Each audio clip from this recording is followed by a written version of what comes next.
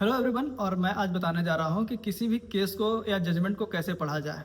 तो सबसे पहले आपको ध्यान रखना होगा कि उस केस का साइटेशन क्या है, वो केस लॉ किस से रिलेटेड है, किस सब्जेक्ट मैटर से रिलेटेड है, कौन से कोर्ट से आया हुआ है, high court, supreme court, district court, और उसके रीजंस क्या थे, फैक्ट क्या है।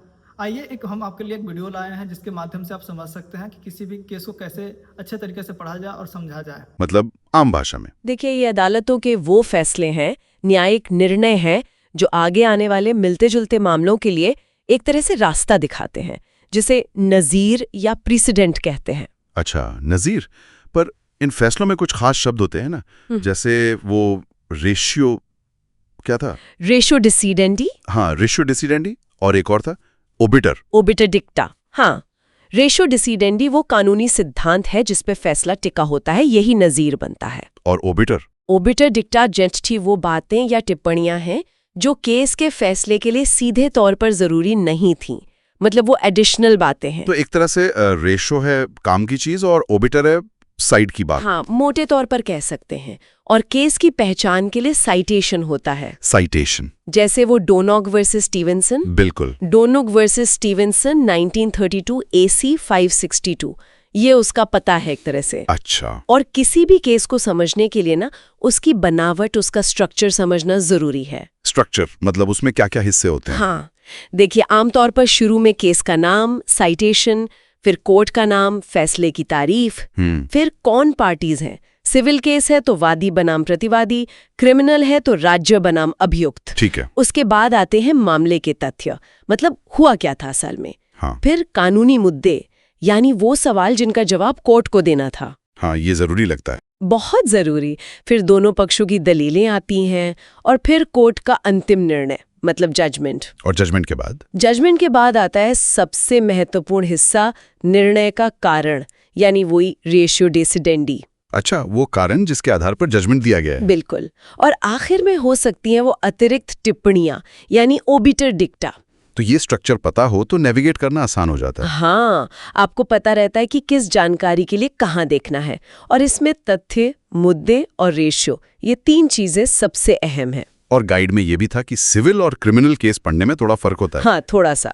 देखिए, सिविल मामले अक्सर दो निजी पार्टियों के बीच होते हैं, जैसे कॉन्ट्रैक्ट टूटना या जमीन का झगड़ा। हाँ बिल्कुल। तो यहाँ आपको समझना होता है कि किसने किस पर केस किया, क्यों किया, असल मसला क्या था, और कोर्ट ने किस कानून या किस पुरानी नज़ीर को आधार बनाया। कोई उदाहरण? जैसे वो हेडली वर्सेस बैक्सनडेल का केस है। उसमें कोर्ट ने तय किया कि नुकसान की भरपाई तभी होगी जब वो नुकसान फोर्सिएबल हो, मतलब उसका अंदाजा पहले से लगाया जा सकता हो। अच्छा, और क्रिमिनल केस वो कैसे अलग हैं? क्रिमिनल केस में देखिए, एक तरफ राज्य यानी सरकार होती है जो किसी व्यक्ति पर अपराध का आरोप लगाती है। तो यहाँ फोकस इस पर रहता है कि आरोप क्या है, जैसे आईपीसी की कौन सी धारा लगी है, सबूत क्या पेश हुए हैं, और कोर्ट ने उन सबूतों को कैसे परखा, उनका वजन कैसे तय किया। अच्छा, मतलब सबूतों का मूल्यांकन। हाँ, जैसे वो KM Nanavati versus state of Maharashtra का केस है। हाँ, सुना है उसके बारे में। उसमें कोर्ट ने गंभीर और अचानक उत्तेजना के सिद्धांत पर काफी बात की थी कि कब हत्या का मामला गैर इरादतन हत्या बन सकता है। तो यहाँ सबूतों का विश्लेषण और कानून की व्याख्या बहुत अहम हो जाती है। तो फिर चाहे सिविल हो या क्रिमिनल, केस पढ़ते वक्त सबसे बड़ा चैलेंज है उस रेशियो डिसीडेंडी को पहचानना। एकदम सही कहा।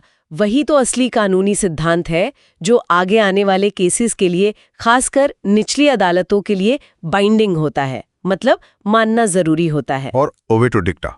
वो दिलचस्प हो सकता है, जज की सोच पता चलती है, पर वो बाइंडिंग नहीं होता। कानून के विकास में असल योगदान रेशियो का ही होता है। इसे समझने के लिए कोई टिप? हाँ, केस ब्रीफ बनाना बहुत मदद करता है। केस ब्रीफ मतलब शॉर्ट नोट्स? हाँ, एक तरह से, जिसमें आप केस के मुख्य तथ्य, कानूनी मुद्दा क्या था, कोर्ट का निर्णय क्या हुआ, और सबसे जरूरी रेशियो क्या निकला, उसे संक्षेप में लिखते हैं। अच्छा। जैसे राजस्थान राज्य बनाम काशीराम केस का ब्रीफ बनाएंगे तो पता चलेगा कि परिस्थिति जन्य साक्ष्य, मतलब सर्कमस्टेंशियल एविडेंस, पर सजा तभी हो सकती है जब सबूत की सारी कड़ियां पूरी तरह जुड़ जाएं, कोई शक ना रहे। समझ गया। पर ये फैसले कभी-कभी बहुत लंबे होते हैं, थोड़ा बोरिंग भी लग सकता है। अगर कोई खोया हुआ महसूस करे तो? गाइड में कुछ प्रैक्टिकल तरीके बताए थे, सीसी ऑनलाइन या इंडियन कानून जो मुफ्त है। हाँ, उनमें अक्सर केस का सारांश या हेड नोट्स दिए होते हैं। उनसे शुरुआत में मदद मिल सकती है, पर हाँ, उन पर पूरी तरह निर्भर नहीं रहना चाहिए। खुद पढ़ना जरूरी है। और शायद शुरू में लैंडमार्क केस पढ़ना बेहतर हो। बिल्कुल, क्योंकि वो अक्सर बुनियादी कानूनी सिद्धांतों को सेट करते हैं। उन्हें समझने से बेस बनता है। तो मतलब सही अप्रोच और साधनों से केस लॉ समझना उतना भी मुश्किल नहीं है। नहीं, बिल्कुल नहीं। बस थोड़ा ध्यान और प्रैक्टिस चाहिए।